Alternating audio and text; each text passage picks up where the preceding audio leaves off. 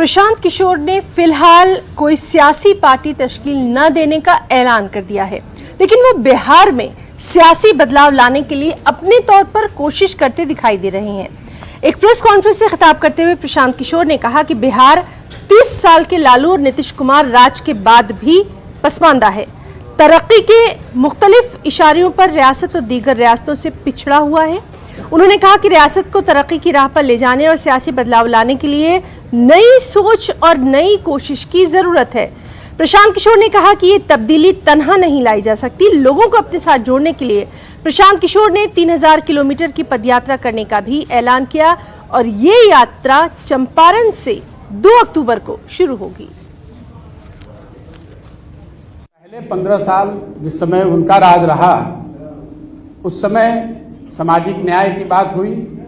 जो समाज में आर्थिक या सामाजिक रूप से पिछड़े लोग थे, उनको उनकी सरकार ने आवाज दी।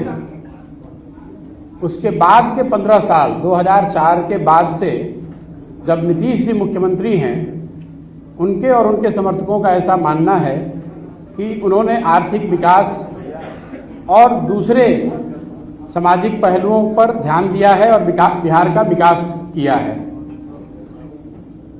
दोनों ही बातों में कुछ सच्चाई तो जरूर है।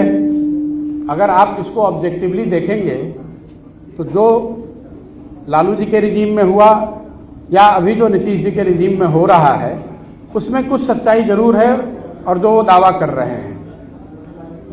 लेकिन जितना उनके दावों में सच्चाई है, उतना इस बात में भी सच्चाई है कि बिहार आज 30 वर्ष के लालू जी और नीतीश जी के राज के बाद देश का सबसे पिछड़ा और देश का सबसे गरीब राज्य है। मैं ऐसा मानता हूं कि आने वाले दिनों में और आने वाले समय में बिहार के वो लोग जो इस धरती से जुड़े हैं, जो यहाँ के मुद्दों को समझते हैं और जिनमें यहाँ की समस्याओं को सुलझाने की क्षमता है, और उससे बढ़ के आने वाले वर्षों में बिहार को बदलने का जिनके पास जज्बा है, जो बिहार को बदलना चाहते हैं, वो सारे लोग और या उनमें से ज्यादातर लोगों को एक साथ आकर कोई नई प्रयास करने की जरूरत है।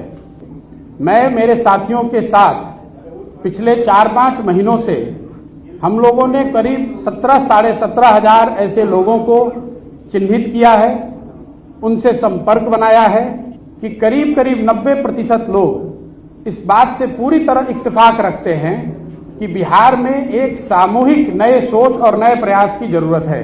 तो बिहार के लोगों तक पहुंचना, बिहार के गांव, शहर, गली, मोहल्ले तक पहुंचना, लोगों को जन सुराज की परिकल्पना, इस सोच के बारे में बताना, उनसे उनका व्यू पॉइंट लेना, उनकी समस्याओं और उनके आगे के भविष्य के बारे में जो उनकी अपेक्षा, आशा, आकांक्षाएं हैं, उनको समझने का प्रयास करना।